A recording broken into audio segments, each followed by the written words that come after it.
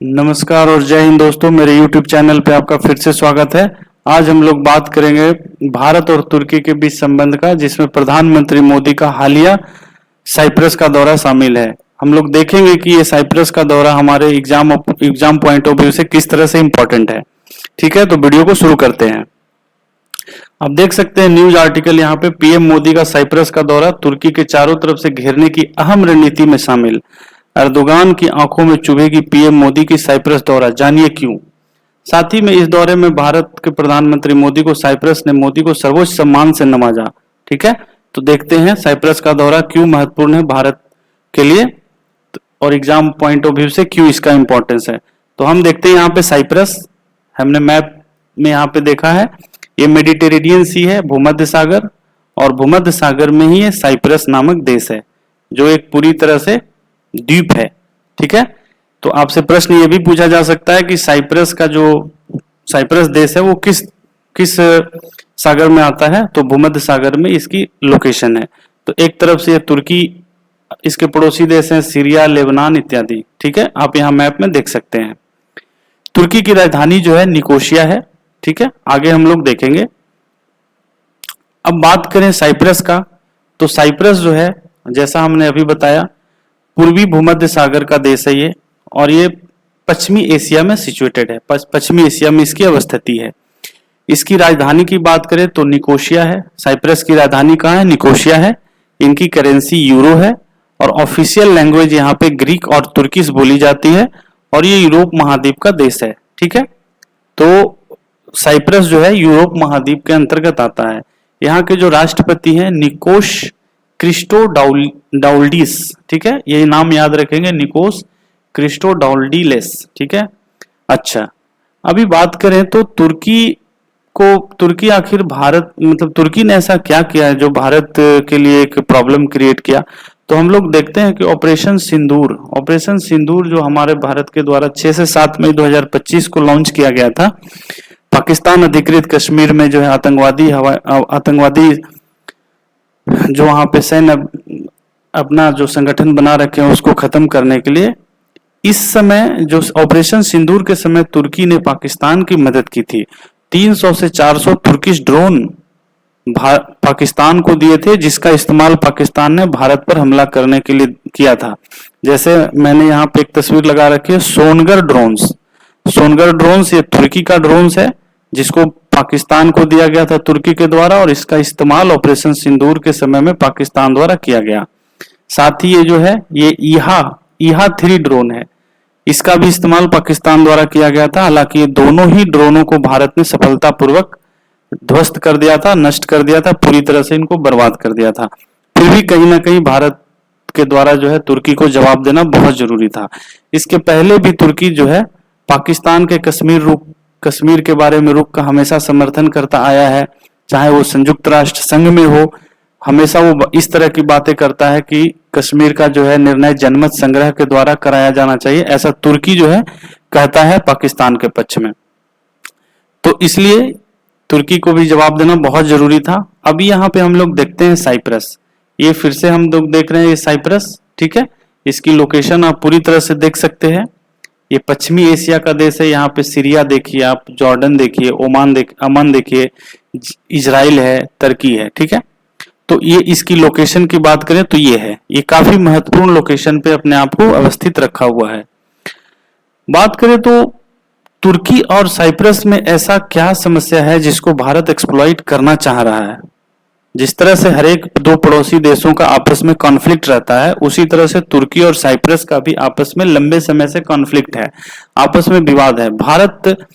भारत अभी तक इसमें अपने आप को टांग नहीं अड़ा रहा था, मगर जब तुर्की ने पाकिस्तान का खुलेआम जब समर्थन करना शुरू किया है, तो अब भारत भी चाहता है कि जैसे का तैसा जवाब दिया जाए, अर्थात तुर्की के भी दुखते हुए रख पे भारत अब हाथ रखना शुरू कर दिया है।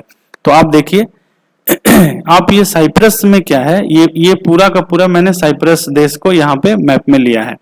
साइप्रस में 1974 में तुर्की ने आक्रमण करके इसके उत्तरी भाग को हड़प रखा है। अभी तक इस पे जो रेड से हमने यहाँ पे दिखा रखा है, ये अभी भी तुर्की के कब्जे में है, और साइप्रस इसको हमेशा से छुड़ाने के लिए लगातार प्रयासरत है।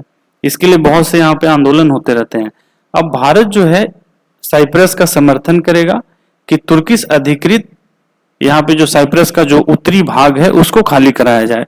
इसके लिए भारत भी अब साइप्रस का लगातार समर्थन करेगा। तो जिस तरह से जम्मू कश्मीर के लिए पाकिस्तान का समर्थन तुर्की करेगा, उसी तरह से भारत भी अब साइप्रस का समर्थन करेगा आने वाले समय में।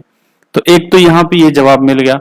मगर दूसरा इसमें पहलू है, दूसरा पहलू ये है कि तुर्की जो है इतना आक्रामक क्यों है, तुर्की अपने आप को इतना आक्रामक क्यों कर रहा है। तो इसका सबसे बड़ा रीजन है कि तुर्की चाहता है, तुर्की ऐसा सपना देखता है कि ऑटोमन साम्राज्य जो मध्यकाल में हुआ करता था उसकी पुनः स्थापना की जाए।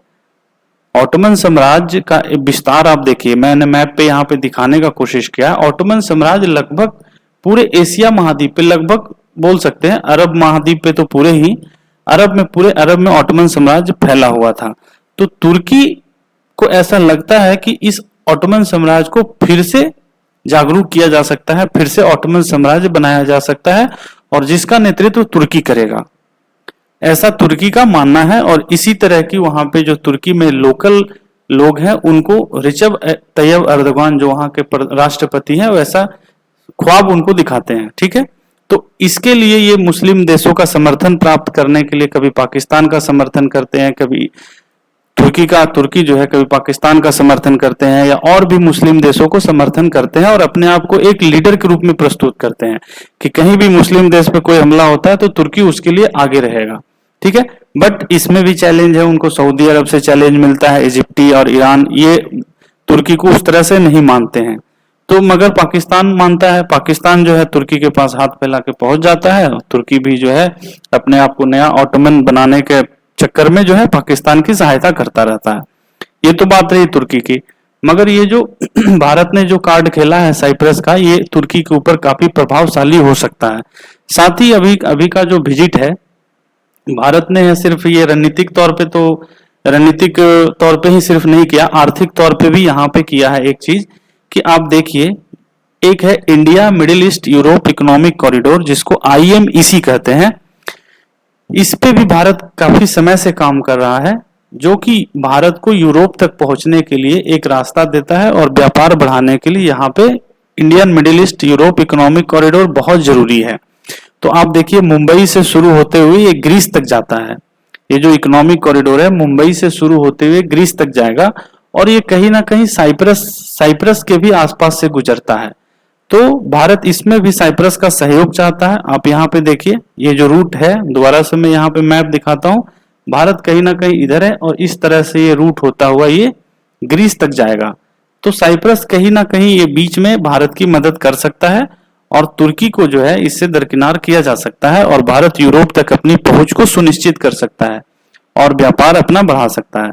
तो इस लिहाज से भी अभी हालिया जो विजिट है प्रधानमंत्री मोदी का, इस लिहाज से भी काफी महत्वपूर्ण है कि इस पे चर्चा फिर से अच्छी तरह से शुरू हो गई, India middle east Europe economic corridor. तो ये रहा आज का सेशन। आपको क्या लगता है, भारत का ये फैसला कैसा है? Thanks for watching. इसके अलावा भी हमारा G7 का एक वीडियो है। G7 में ही अभी मोदी जी जैसे G7 देशों का विजिट जो कर रहे हैं, तो इसी कड़ी में साइप्रस का विजिट भी किया गया है।